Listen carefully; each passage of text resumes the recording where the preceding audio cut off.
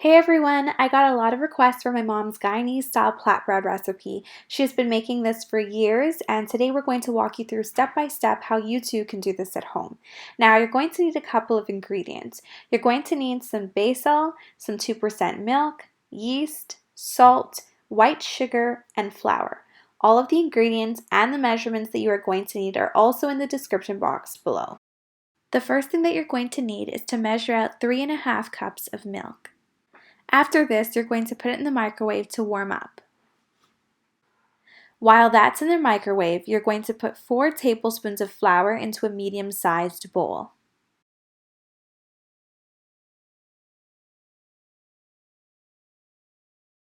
Now you're going to put 6 tablespoons of white sugar into the bowl, and you're going to give both of those ingredients a nice stir.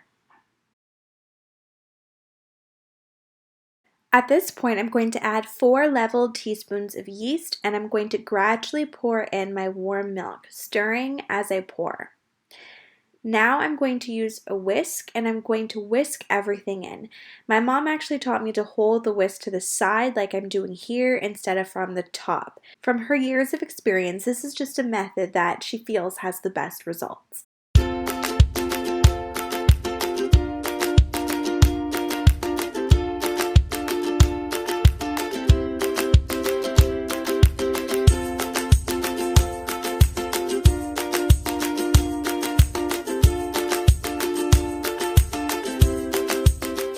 Now that I'm done whisking it, I'm going to put it aside in a cool area so that it can rise. Now, your rising times might vary, so just make sure that you're keeping an eye on it.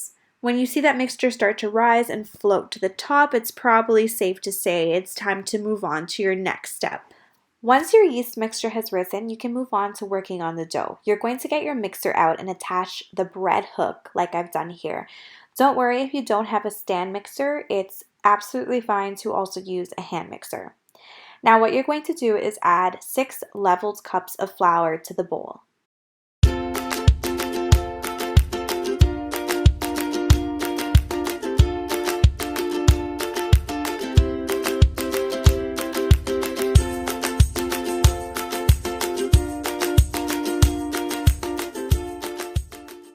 After this, you're going to add a 1/2 cup of white sugar, a 1/2 teaspoon of salt, and 4 tablespoons of basil.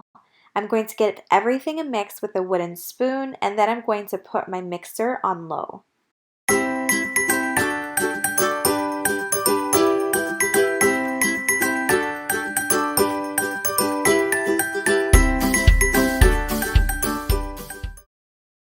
Now that that's done, I'm going to go in with my yeast mixture and continue to allow it to mix.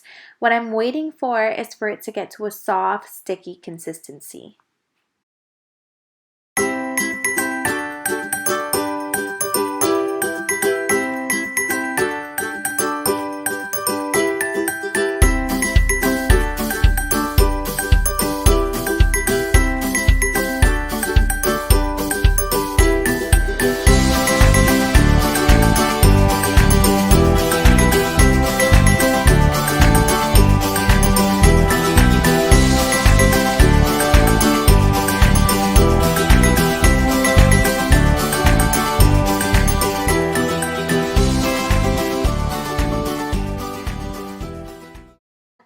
As you can see here, my dough has now reached the consistency I'm looking for.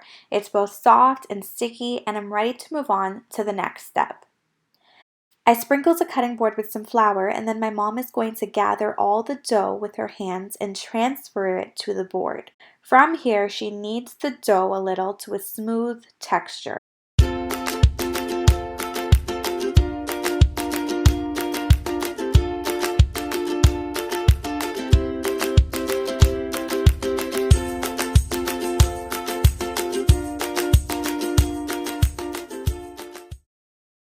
Now she's going to oil a basin before putting the dough inside. Now the reason we want to oil the basin is because as the dough rises, it will stick. So the oil helps prevent this from happening.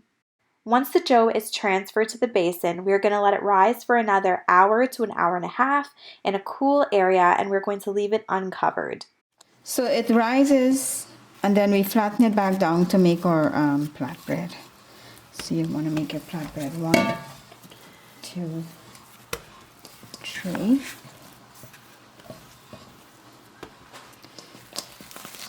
Make this here.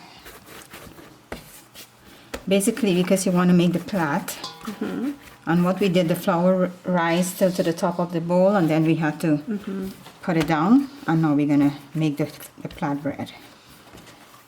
So it's already like it's like a braid. A braid. Think about a braid to your hair. And that's what it is. If it gets too gluey, put a little bit of flour, not too much. You don't want too much. Dust your hand in some flour, not to be too dusty again. Not too much. You don't want too much flour. So think about it as a braid, like a braid for your hair. If you're going to braid your hair, how are you going to braid your hair? So think about it in that manner. So then it becomes easy.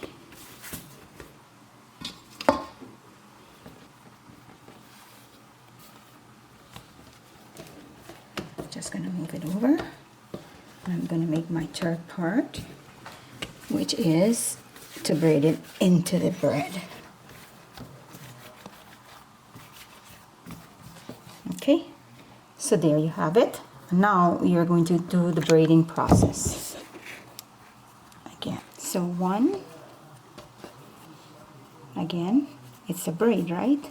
2, Then you flip that other part over. just like a braid. 1, 2, 3.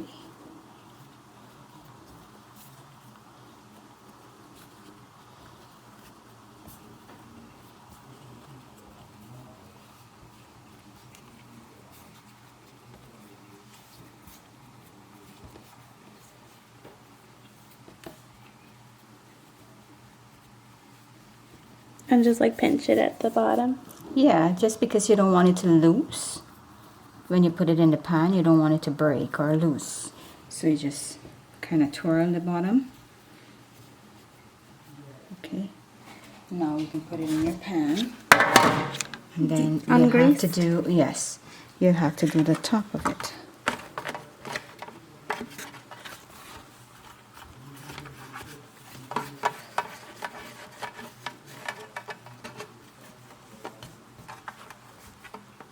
And then you do the top. For the top, you're going to make your dough a little bit smaller because you just need a tiny piece to go on top, just so that it looks pretty.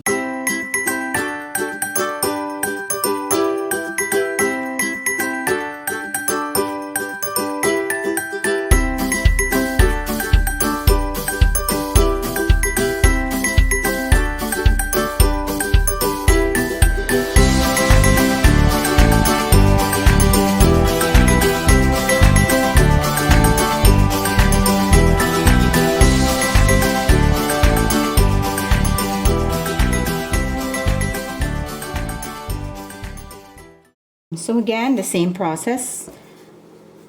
Think about you braiding a hair. And if you don't know how to braid it here, practice on a doll. Or get your little nieces or your little cousins when COVID is over. And just make some braids on their hair. So now this go on top of your big bread. And this is going to leave to rise for another hour again. So the bread process is a longer process, but the end product is good. So this is done. So it's been an hour and a half, and at this point the dough has now risen, and as you can see, it looks beautiful and fluffy, and it's ready for the oven. So we're just going to pop it in for 45 minutes at 325 degrees. Alright guys, here you have it, our bread fresh out of the oven. I think it looks so perfect. My mom is just now finishing it off by basting it with some sugar water. All this is some brown sugar mixed in with some lukewarm water. This is completely optional, and you can baste your bread with whatever you prefer. In my household, we like it this way, which is why we're doing it. Anyhow, we've come to the end of the video, and as always, I hope you enjoyed watching. If you did, give it a thumbs up, comment, hit that bell so you can be notified when I post another video, and subscribe for more content. Thank you so much for watching.